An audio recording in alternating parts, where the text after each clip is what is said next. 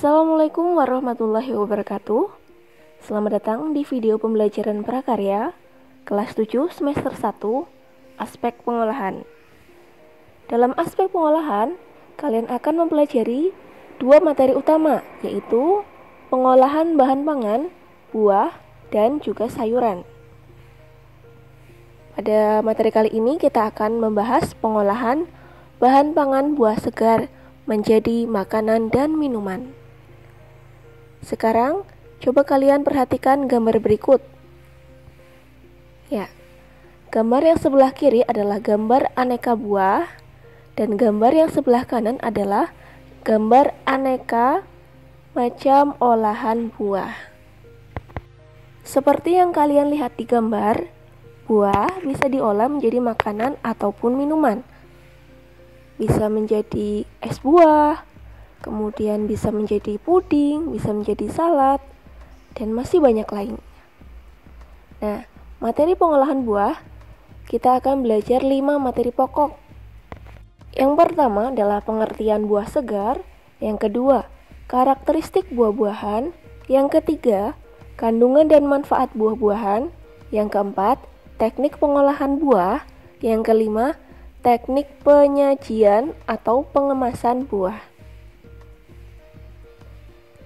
Nah, dalam video kali ini kita akan membahas dua materi, yaitu pengertian buah segar dan juga karakteristik buah-buahan. Coba kalian perhatikan gambar berikut. Kira-kira apa perbedaannya? Di gambar yang kiri menunjukkan gambar buah segar, sedangkan di sebelah kanan adalah contoh dari gambar buah yang busuk. Bisa dipahami? Sekarang coba perhatikan gambar lainnya, ya. Manakah yang gambar buah segar? Manakah yang termasuk buah busuk? Ya, jawabannya yang sebelah kiri adalah gambar buah busuk, yang sebelah kanan adalah gambar buah segar. Nah, lantas, apakah yang dimaksud dengan buah segar itu? Buah segar adalah bahan pangan yang tidak memerlukan pengolahan, sudah dapat dikonsumsi secara langsung. Jadi, yang dimaksud dengan buah segar adalah buah yang dapat dikonsumsi secara langsung. Sedangkan, buah busuk adalah buah yang tidak layak untuk dikonsumsi. Bisa dimengerti? Ya, selanjutnya kita membahas karakteristik buah-buahan. Berdasarkan sifatnya, buah-buahan dikelompokkan menjadi beberapa golongan sebagai berikut. Yang pertama, berdasarkan musim berbuahnya. Yang kedua, berdasarkan iklim tempat tumbuhnya. Yang ketiga, berdasarkan proses pematangannya. Kita mulai dari yang pertama. Berdasarkan musim berbuahnya. Berdasarkan musim berbuahnya, buah dibedakan menjadi 2.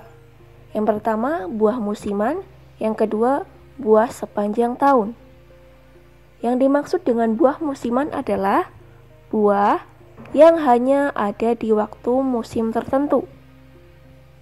Pada suatu saat berbuah banyak, dan pada saat yang lain tidak berbuah sama sekali. Maksudnya gimana, Bu? Ya, jadi di Indonesia itu kan ada 2 musim, yaitu musim penghujan, musim kemarau. Kalau buah musiman berarti hanya tumbuh di salah satu musim tersebut.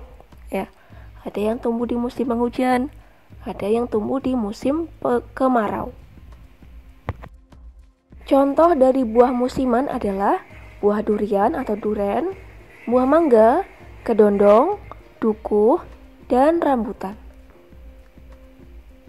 Sedangkan yang dimaksud dengan buah sepanjang tahun adalah jenis buah-buahan yang tersedia sepanjang tahun.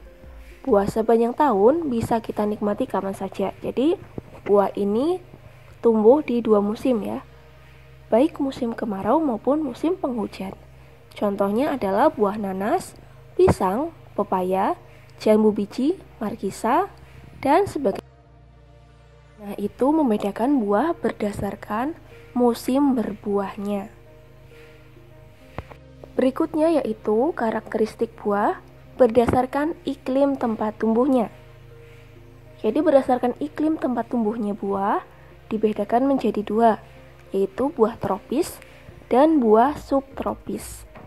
Yang dimaksud dengan buah tropis adalah buah dari tanaman yang tumbuh di iklim panas atau tropis dengan suhu udara sekitar 25 derajat Celcius atau lebih.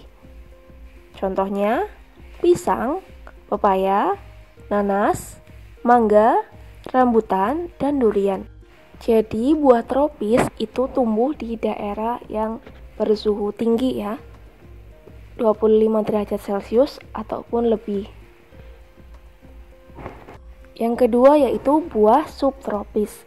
Yang dimaksud dengan buah subtropis adalah buah dari tanaman yang tumbuh di iklim sedang atau di daerah yang mempunyai suhu udara maksimum 22 derajat Celcius. Contohnya apel, jeruk, stroberi, anggur, dan sebagainya. Jadi buah subtropis tumbuh di daerah yang dingin ya. Suhu maksimumnya adalah 22 derajat Celcius. Yang ketiga, karakteristik buah berdasarkan proses pematangannya. Berdasarkan proses pematangannya, buah dibedakan menjadi dua, yaitu buah klimaterik dan buah non-klimaterik.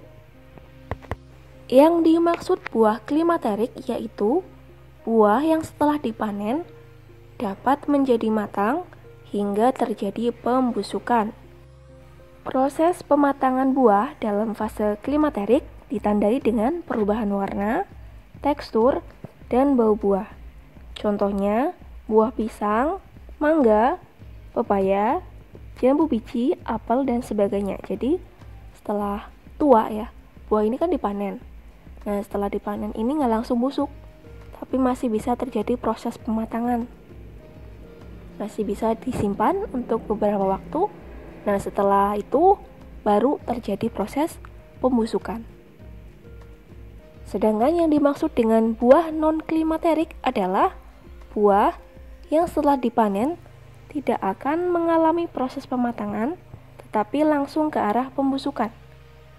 Jadi setelah dipanen, buah ini tidak akan tahan lama, sehingga bisa langsung membusuk. Contohnya, buah semangka, anggur, jambu air, dan nanas. Nah, itu dia materi pengertian buah segar dan juga karakteristik dari buah-buahan. Selanjutnya, kalian coba kerjakan tugas berikut ini. Ya. Yang pertama, apa yang dimaksud dengan buah segar? Yang kedua, identifikasi 10 macam buah-buahan dan lengkapi tabel berikut. Jadi kalian coba cari di buku ataupun internet macam-macam buah minimal 10, kemudian ditulis nama buahnya. Kemudian kalian identifikasi musim berbuahnya itu termasuk musim buah musiman atau buah sepanjang tahun.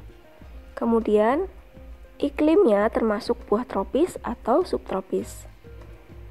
Lalu proses pematangannya termasuk buah klimaterik atau buah non-klimaterik. Kemudian rasanya manis, asam, atau sebagainya ya. Kiranya cukup sekian pembelajaran kali ini, semoga bermanfaat. Wassalamualaikum warahmatullahi wabarakatuh.